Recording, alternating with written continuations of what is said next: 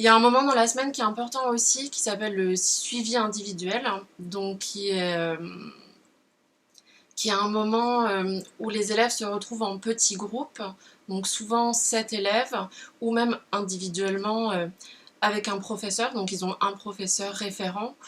où on parle de projets peut-être plus personnels, des choses qui sont faites en dehors des sujets. On parle aussi de la vie de la classe, s'il y a des soucis, s'il y a des choses qui se passent bien, des questions particulières qu'on n'aurait pas forcément évoquées en groupe.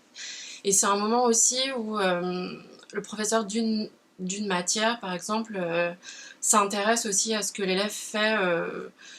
dans toutes les autres matières. Donc c'est vraiment un moment où on est à l'écoute des élèves, où on est vraiment là pour eux.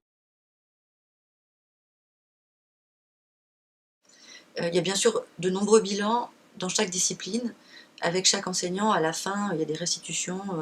à la fin de chaque cycle de travail demandé par chaque enseignant.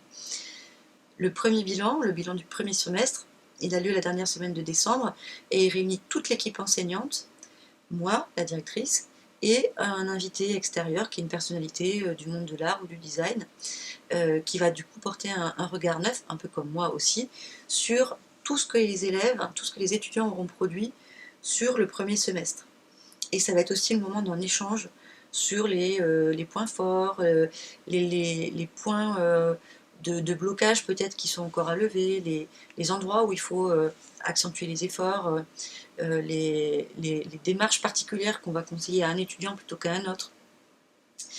Euh, et c'est vraiment un temps qui permet vraiment d'avoir, comme ça pour le second semestre, un peu une stratégie et de vraiment prendre conscience de tout ce que l'équipe peut faire comme retour et de les articuler et de pouvoir comme ça avancer de manière un peu construite sur la suite du cursus. Le deuxième temps de bilan, c'est un temps de jury blanc. Et donc là, c'est différent, c'est-à-dire que chaque étudiant va se présenter on fait des faux jurys, on en fait deux, et chaque étudiant passe une sorte de concours blanc deux fois. Une première fois devant un premier jury qui va lui faire des retours, lui donner des conseils en disant mais là c'est pas clair, essaye de reformuler ça, présente aussi ça, enfin voilà tout un tas de conseils, ou poser aussi des questions sur le travail lui-même. Et ensuite un, un deuxième passage devant un deuxième jury qui va pouvoir du coup avoir aussi un regard neuf sur cette présentation et encore donner d'autres conseils. Et, euh, et ça permet aussi d'être un entraînement comme ça pour